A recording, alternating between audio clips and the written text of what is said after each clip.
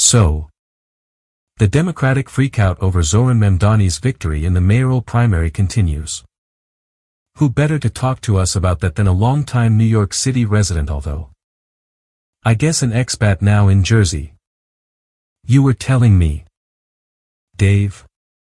Yes. Well, thank you. I'm a refugee of the 2020 lockdowns. I escaped over the border. It must have been a harrowing journey. I'm impressed that you made it.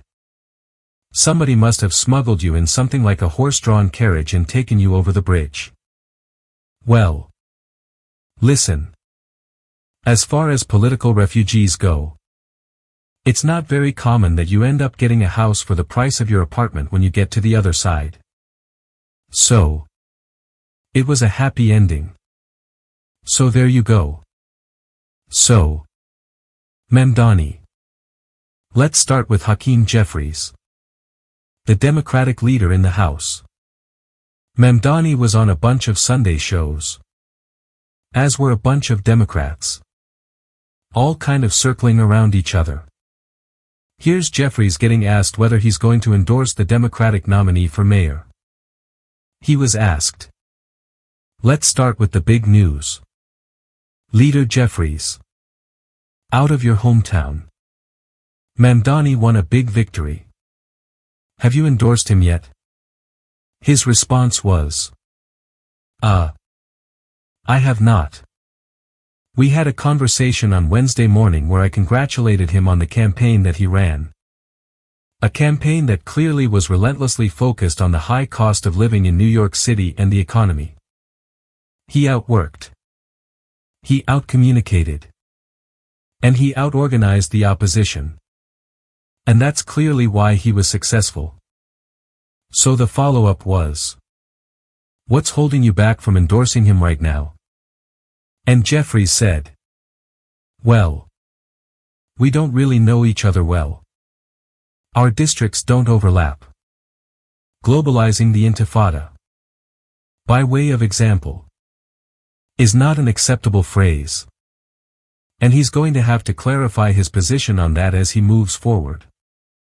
With respect to the Jewish communities that I represent, I think our nominee is going to have to convince folks that he is prepared to aggressively address the rise in antisemitism in the city of New York, which has been an unacceptable development. Before we dive into that, let's bring in Eric Swalwell and then we can discuss some of this.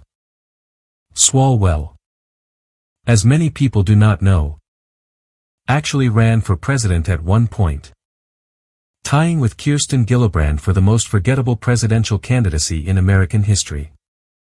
Nonetheless, here he is on a Sunday show, sporting the new Democratic look, trying to appear regular with a beard. He said, and frankly, stylistically, and I'm not a socialist. And I don't associate myself with what he has said about the Jewish people. The host pressed him on the specific phrase, saying, I think the reference that I had read was globalize the Intifada, specifically, which has very serious meanings that are violent and destructive. She then clarified Memdani's position, which he says, and I pressed him on this on the show on Monday, are not calls for violence. Because Intifada is a much broader term involving all kinds of uprisings and resistance and things like that. So, I just want to be clear about how at least he defines it. But I do also want to be clear that he said he does not support violent Intifada. Is that fair? And this was Swalwell's response. So, Brian, I didn't hear your exchange with him. But if I were speaking to him directly, I would simply say that is not how the words are received. It doesn't matter what meaning you have in your brain. It is not how the word is received. And when you use a word like Intifada, to many Jewish Americans and Jewish New Yorkers, that means you are permissive of violence against Jews. When asked what specifically Memdani has said that is anti-Semitic, Swalwell replied, pro-Hamas. Hamas is a dangerous terrorist organization. The interviewer followed up. When did he praise Hamas? I don't recall him ever praising them. Swalwell insisted. There are several videos.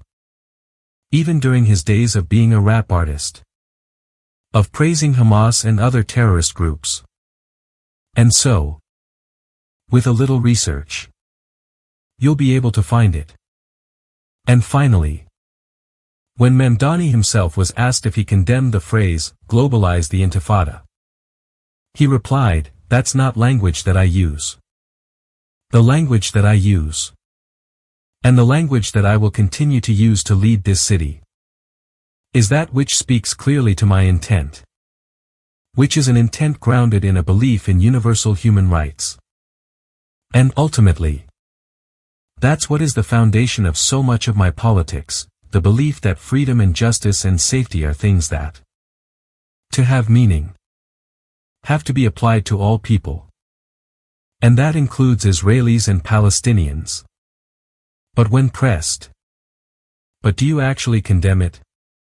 He avoided a direct condemnation. So, Eric Swalwell there probably had the most egregious and unsourced claim, where he said he takes issue with things Mamdani has said about the Jewish community. Yet nobody has ever been able to point to anything negative he's ever said about the Jewish community. I reached out to Swalwell's office to see if they would point to anything. And they haven't gotten back to me yet. The point Swalwell makes, and we've heard a similar sentiment from others like Kirsten Gillibrand, is what I really want to get your take on. The language she used feels ripped right out of 2019 to 2020 cancel culture. It's this idea that it doesn't matter what you think the word means. And what's so crazy is that we're talking about an Arabic word which means resistance. There's no debate. That's what the word means. You can go to Google Translate and put in Intifada, and it means resistance. But according to them, it doesn't matter what it means. What matters is how it makes people feel on the other end. To me, this is the very familiar language of cancel culture. She even makes the argument to the left, saying, we have the same thing when it comes to black, brown, and LGBTQ communities. We understand. She's essentially telling the left, look, you guys have adopted this cancel culture rubric. This fits perfectly into it. So you should cancel him. What I'm curious about is, for people who have been critical of cancel culture, how are they squaring this specific kind of language policing around Mamdani? Well, Ryan, it's a good question. I've been asking that question for about 2 years now across huge swaths of the political spectrum supporting Israel. Nobody seems to have an issue squaring it. The approach is just to pretend that everything we stood for 5 minutes ago doesn't exist and move on. It's really, I think, the worst aspect of wokeism. Cancel culture. And even political correctness, as it used to be called when I was a kid.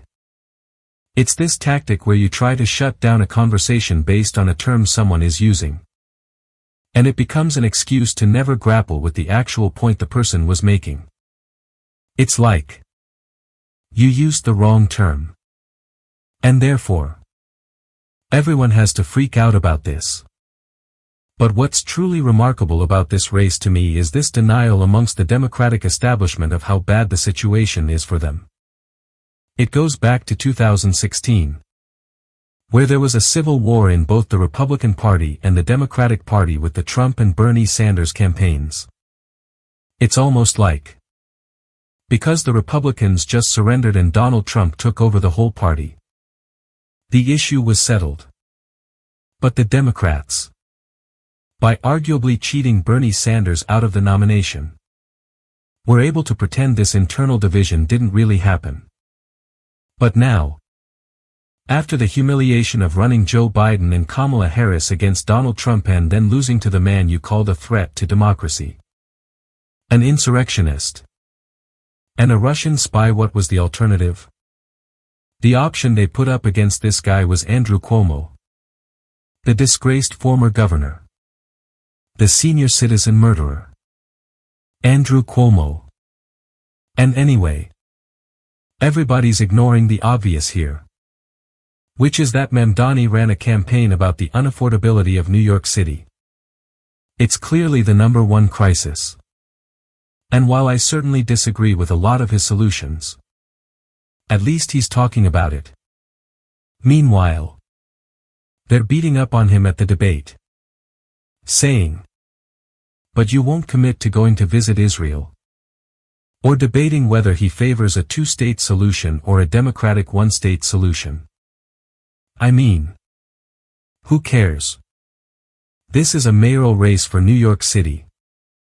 So, even trying to make the major issue whether he uttered the phrase, intifada, instead of a different term, a term I've never even heard him use, is absurd. At this point, I totally tune this stuff out. I hear every single day that I'm a Hamas supporter. Which is not true. I've never supported Hamas in my life. I don't hate Jewish people. But this is, as you know, what happens in America. Everyone who is critical of the Israeli government gets this label. I just think it's gotten to a point where it's meaningless. But even if he had said the term, who cares? What's his plan for the city?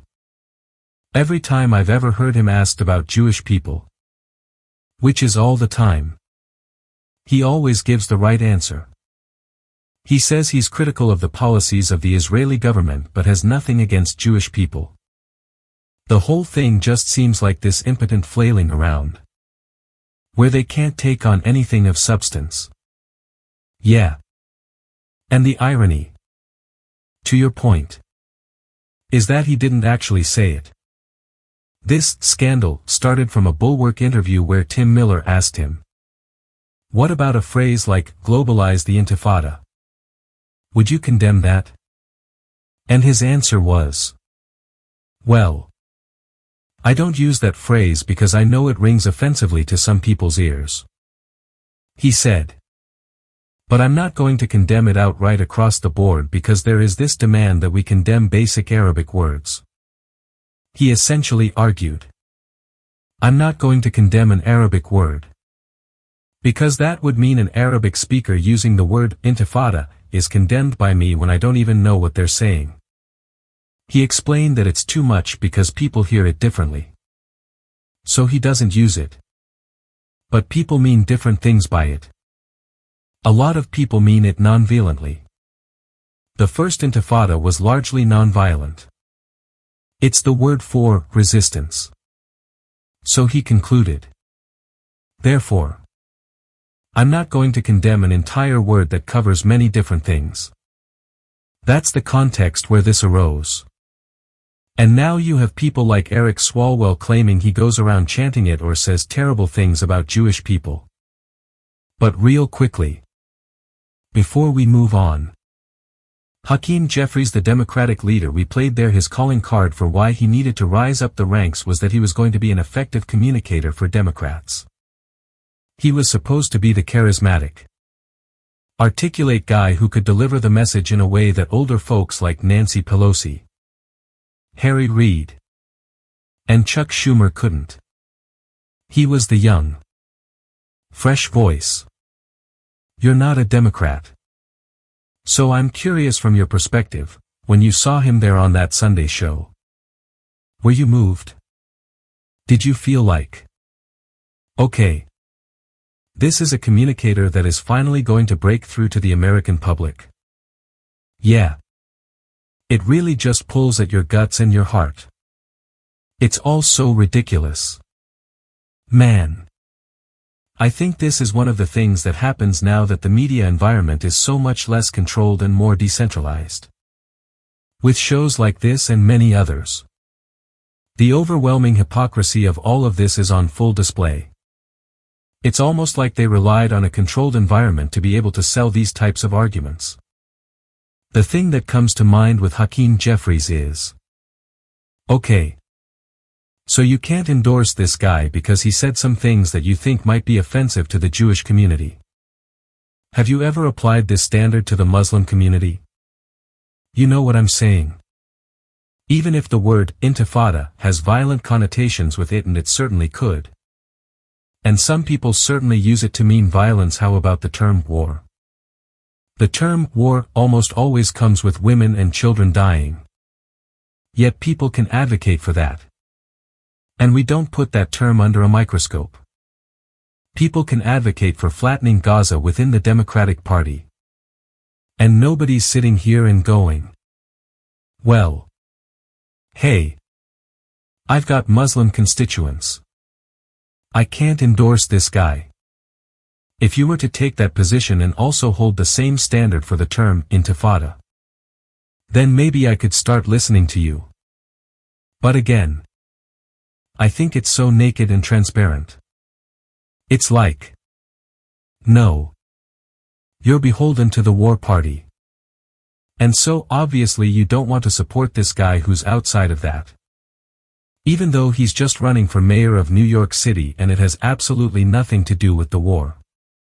And what was so remarkable about this race to me is that while all the other candidates and the moderators in the primary debate were trying to nail this guy for not supporting Israel's right to exist as a Jewish state, he insists it must be a democratic state. As if that's an unpopular position. It's like now, somehow, you're supposed to be convinced when he says, I support Israel as a state with equal rights for everybody. That's some kind of Adolf Hitler talk. That's evil. Equal rights for everybody is what Nazis say. Or something. But the bottom line, in reality, is that the war is unpopular. And Cuomo and everyone else is insisting that they carry this unpopular baggage. Which Mamdani gets to be free of. He gets to say, oh yeah. No. I'm not for that war. Anyway. Let's talk about why chicken over rice is $12 instead of $7. It's like they just hand him the win. It's fascinating. Ultimately, what this entire episode reveals is a profound disconnect between the language of political insiders and the reality of everyday people. While the establishment obsesses over semantic battles and litmus tests on foreign policy, voters are grappling with the price of groceries, the cost of rent, and the future of their city. This isn't just a story about one mayoral race. It's a reflection of a wider political landscape where manufactured outrage often drowns out the genuine concerns of the public. The real path forward isn't found in policing words, but in listening to the needs they are meant to express. If you believe in conversations that cut through the noise and challenge the narratives from all sides, please take a moment to support our work. Hit the like button.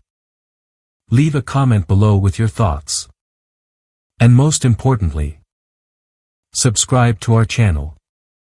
By doing so, you help us reach more people and continue our mission of bringing clarity to a complicated world.